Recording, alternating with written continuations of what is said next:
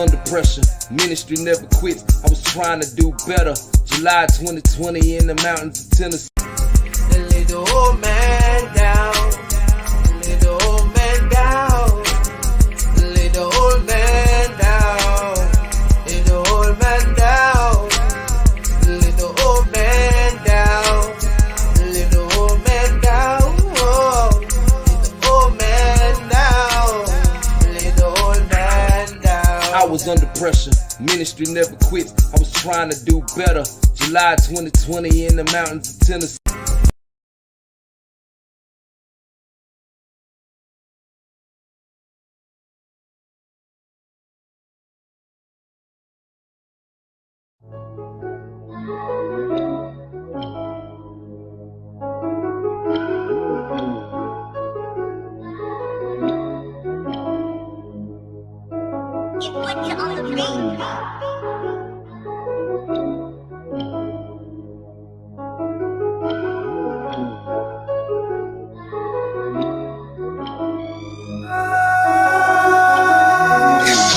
When you're trying to do the work, it's hard to wake your people up.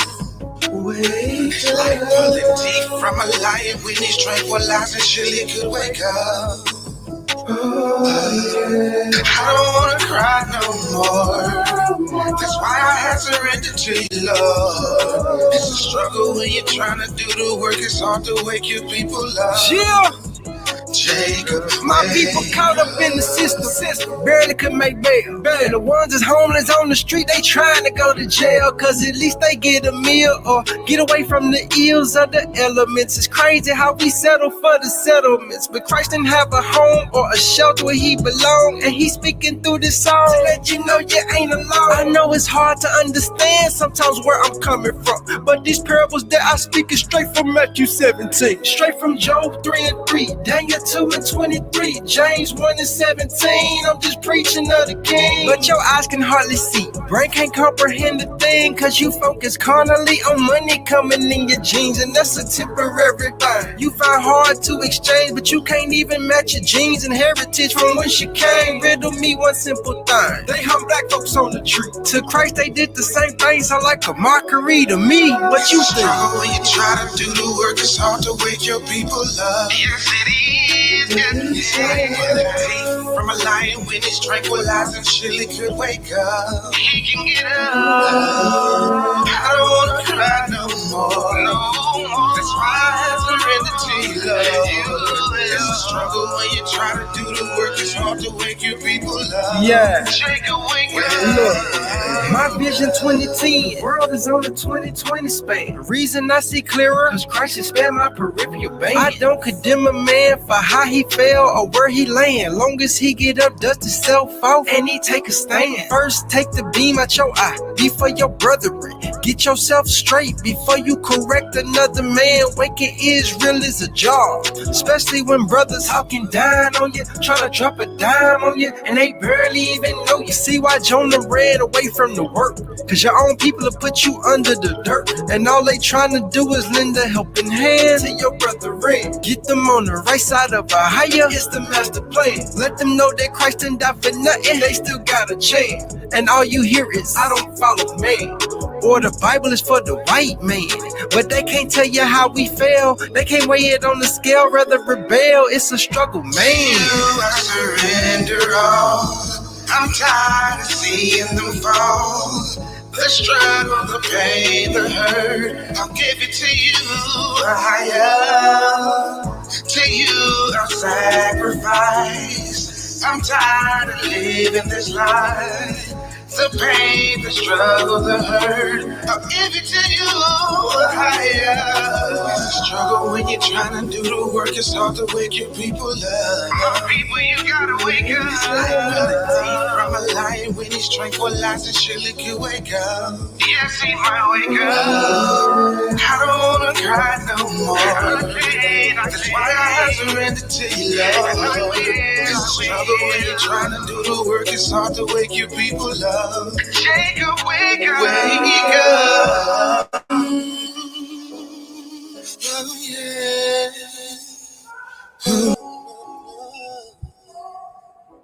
Hey, wake Shalom, shalom to the brethren.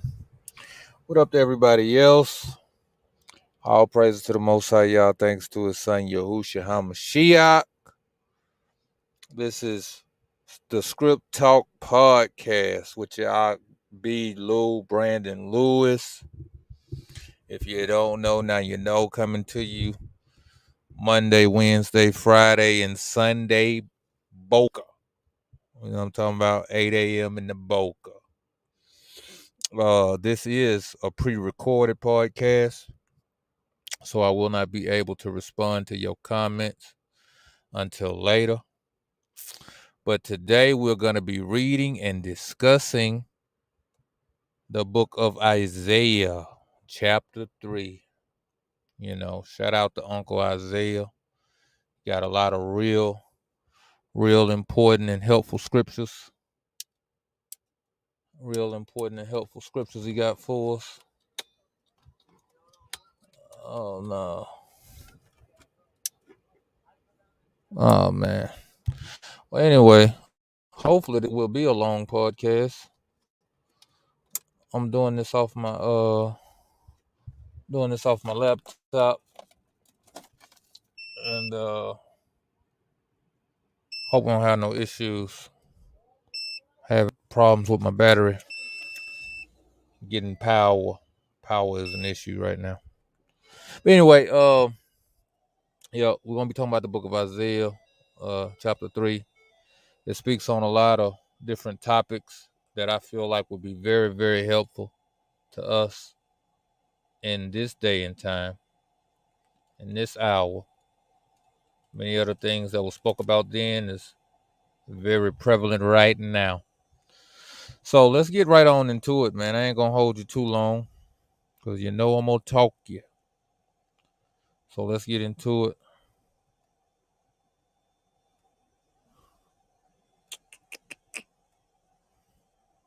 I hope this thing ain't too loud for y'all, man. That's crazy. What am I paying for here?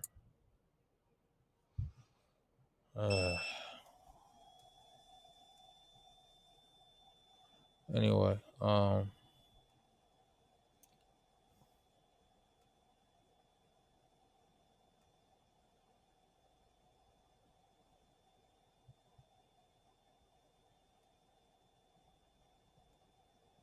sorry, this ain't showing up. Okay, there we go. Now we got it. All right.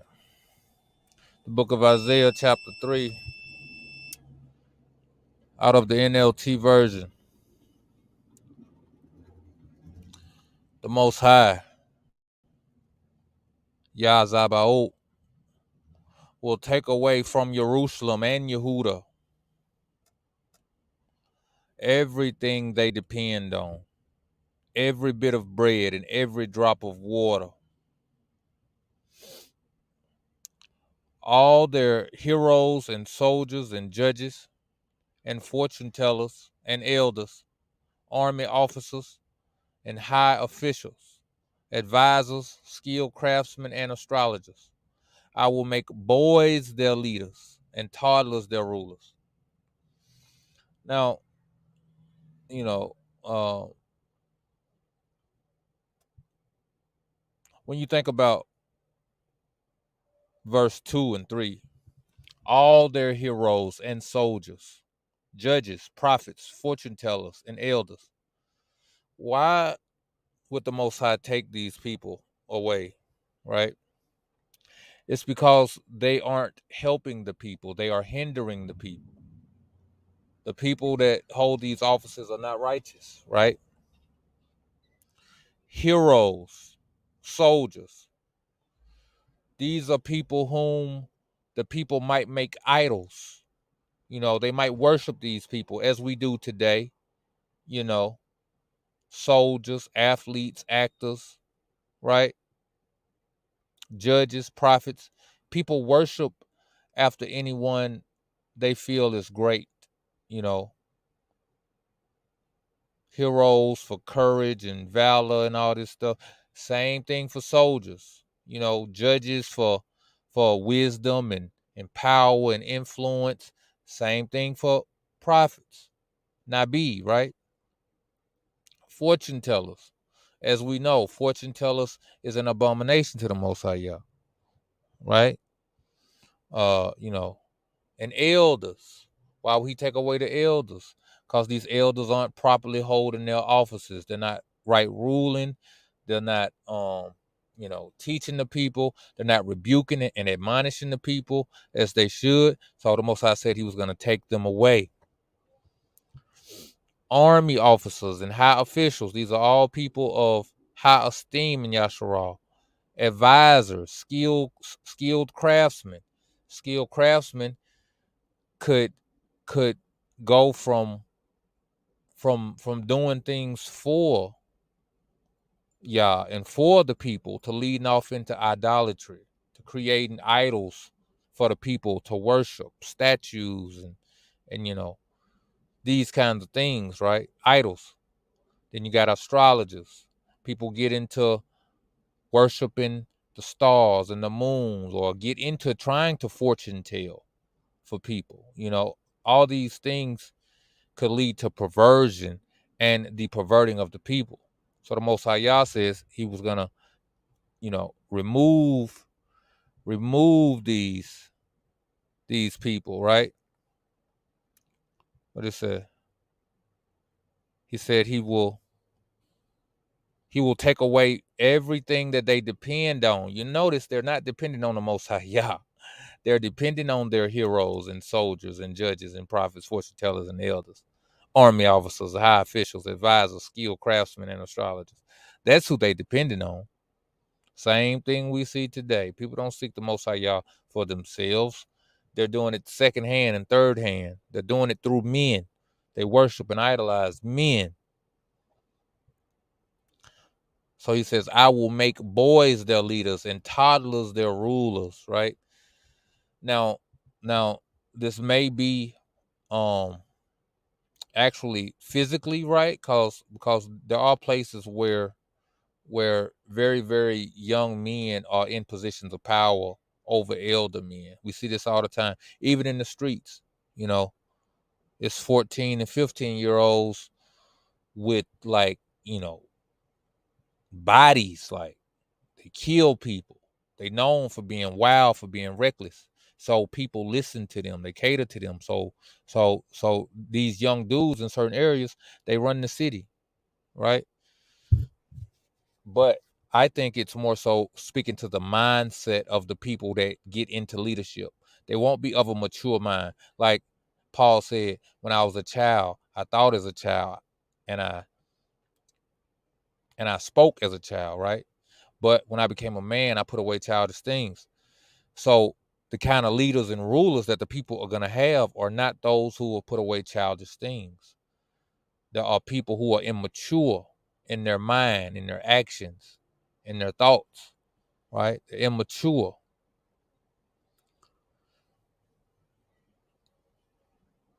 People will oppress each other, man against man. We see that today.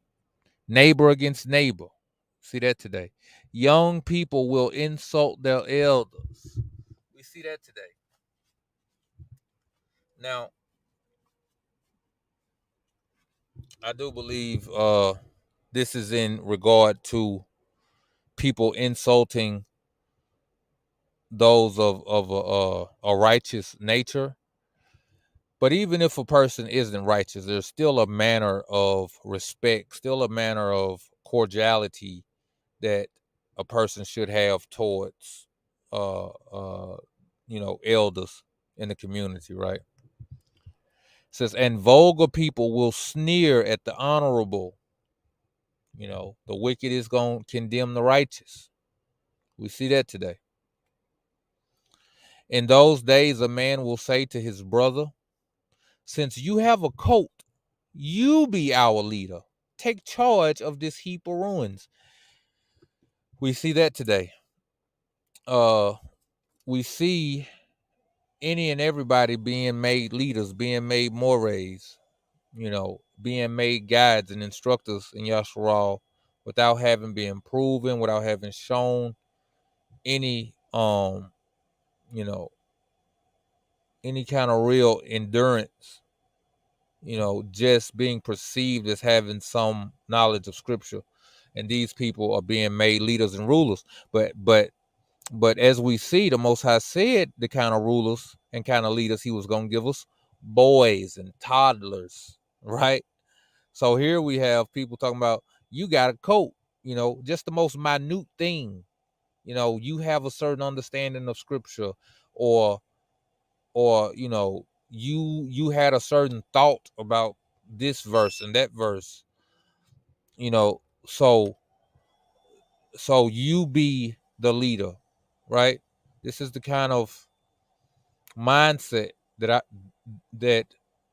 our people had back then, and it's the kind of mindset that our people have now to this day, because it's only gotten worse. It said, but he will reply, no, I can't help. I don't have any extra food or clothes. Don't put me in charge. He's going to know, because he's going to know he's inadequate. He's going to know he's not able to fill the position. So people will go around trying to make leaders, and the people they want to make leaders is going to resist. They're going to resist the leadership oftentimes, right? But not all the time, because as we see, some of them take it. Some of them just take it. For Jerusalem will stumble and Yehuda will fall, because they speak out against the Most High and refuse to obey him. They provoke him to his face. As we see that today, blatant wickedness going on. Blatant wickedness. The very look on their faces give them away. They display their sin like the people of Sodom, all out with it, no hiding it. They don't even try to hide. They are doomed. They have brought destruction upon themselves. Tell the righteous that all will be well for them. They will enjoy the rich reward they have earned. But the wicked are doomed, for they will get exactly what they deserve. Childish leaders oppress my people, and women rule over them. Oh, my people, your leaders mislead you. They send you down the wrong path. We see this today. Why is it so many people with all these wicked doctrines? Why is it so many people falling away from the faith? Because their leaders have not given them the tools needed to be able to endure through hardships. They have not given them what it takes to endure hard times. They've given them a false sense of security. They have told them that all will be well with them. They have said to them, peace, peace. And sudden destruction comes upon them, right? So they send you down the wrong road. You know what road that is? The one that leads to destruction, and not the one that leads to salvation. The Most High takes his place in court and presents his case against his people. It's he who accuses you, right? The Most High comes forward to pronounce judgment on the elders and the rulers of his people.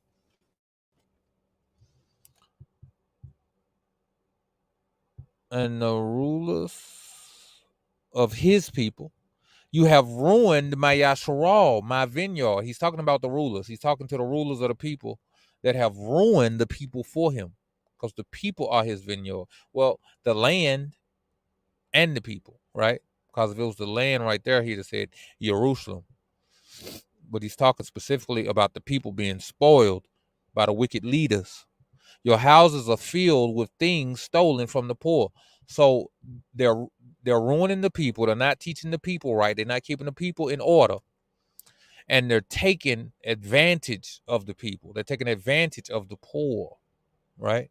Same thing we see today in the churches and in the synagogues and assemblies. Same thing. Because these people giving money, donating money to these groups, organizations, donating money, Cash App, PayPal, Venmo. They hitting these people's accounts, and they ain't got nothing, right? They poor people, but they got enough money to send to them, to send to these wicked rulers. How dare you crush my people, grinding the faces of the poor into the dust? It's a question. You want to know why? Demands the Most High, Yahuwah Zabaoth. The Most High says, beautiful Zion is haughty, craning her elegant neck, flirting with her eyes, walking with dainty steps, tinkling her ankle bracelets. Y'all know some pretty girls out there, them sassy things. When they walk, you got all kind of earrings dangling, bracelets dangling on their wrists, on their ankles, toes painted, fingernails painted, smelling good, looking good, but worldly as hell. Ain't got a righteous bone in her body. This is who he compares the nation to. He says he married Yasharal and Yehuda, two sisters who have treated him wickedly. So here he is calling the people Zion, a daughter or a female, comparing her to one who is haughty and has an elegant neck, flirting with her eyes. Like he said in Ezekiel, flirted with many lovers, laid with many lovers, perverted herself, gave away his children to other lovers, killed his children, did all kind of wicked, just the most wicked wife you can imagine. This is what he compares Yasharal to. So the Most High will send scabs on her head. The Most High will make beauty Zion bald. As you see, a lot of these sisters, with all this beauty, they be covering up scabs. The scab might not even be physical. They might not have a physical scab on their head, but they got a spiritual scab. They got a moral scab. A lot of them don't be nice people, or they be suffering from trauma. They be done got molested when they was younger. They be done got beat on by ex-boyfriends, by ex-lovers, and they cover it up with their beauty, man. They cover it up with their beauty, right? But us as a nation, we do the same thing as a nation, right? It's not just about women in particular. You got to understand, he's talking about us as a nation, right? And we're going around dressing up in all these ornaments, right? But he's like, it's a scab. It's a scab there. You can't hide from that scab. On that day of judgment, the Most High will strip away everything that makes her beautiful. Now, mind you, he's talking about the nation, right? He's talking about the land. The Most High gave us the land. He gave us the laws, statutes, and commandments, which came with the temple, right? Solomon's temple. You had the tabernacle, right? This thing built in gold and had all these fine draperies and linens and fringes and all this stuff, right? It was beautiful, from the tabernacle to the temple to the land to the feast days. All these was gifts from the Most High Yah, right? But he said on that day of judgment, the Most High will strip away everything that makes her beautiful, everything that makes us a nation, our feast days, our land, our walls, our temple. He said that makes her beautiful. Ornaments, headbands, crescent necklaces, earrings, bracelets, and veils, scarves, ankle bracelets, sashes, perfumes, and charms, rings, jewels, party clothes, gowns, capes, purses, mirrors, fine linen garments, head ornaments, and shawls. This is the type of stuff you wear to a feast, brothers and sisters. This is the type of things you wear. These you get sharp clothes, as they say. Clothes. The Most I say he gonna take your hat. You ain't gonna have no reason to get cute.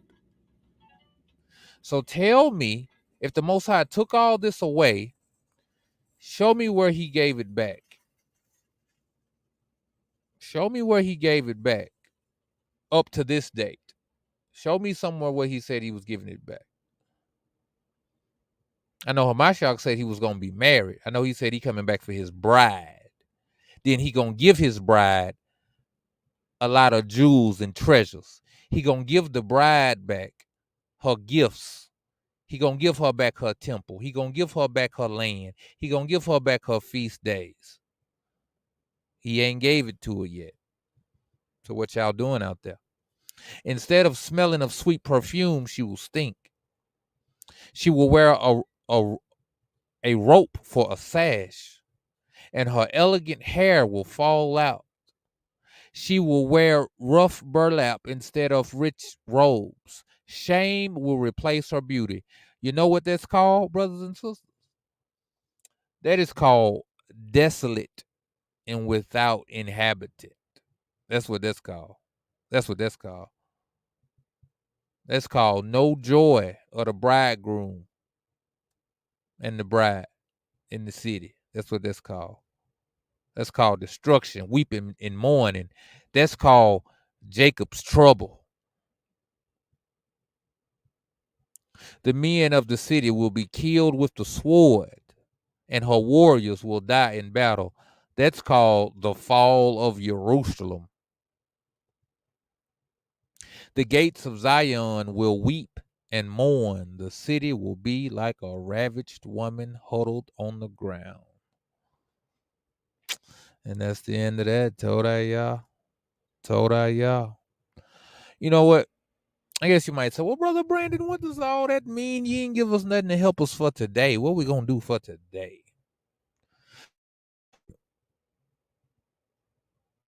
Be more repentful and more remorseful and more considerate that you've been stripped because of your behavior.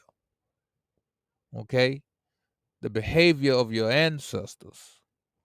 And if you're honest with yourself, you'll say that at least in your life, before you came into the knowledge, understanding of the truth, that you deserve to be stripped as well. Don't just put it all on your forefathers and say, I ain't do nothing. I didn't deserve it. Yes, you did. When you was in the world, you was out there sitting on Santa Claus' lap, okay? When you was out there eating Lucky Charms, you know what I'm saying? When you was out there doing all manner of wickedness, knowing or unknowingly, you was deserving to be stripped of all your treasures. So all praise to the Most High Yah that He has not saw fit to utterly destroy us, that He's given us room for repentance, to consider ourselves and turn from our wicked and evil ways and seek His face 10 times the more, right? So this is what we should do. We should consider, right? Because some people are gonna be in this everlasting punishment, right? But like he said, what did he say about the righteous? What did he say about the righteous? What did he say about the righteous? He said, verse 10, he said, tell the righteous that all will be well for them. They will enjoy the rich reward they have earned. But the wicked are doomed, for they will get exactly what they deserve. So you got to get to the righteousness, brothers and sisters. You got to get to the righteousness. Okay? You got to do all the other things I talk about in this podcast. Okay? Go back to episode 1, 2, and 3.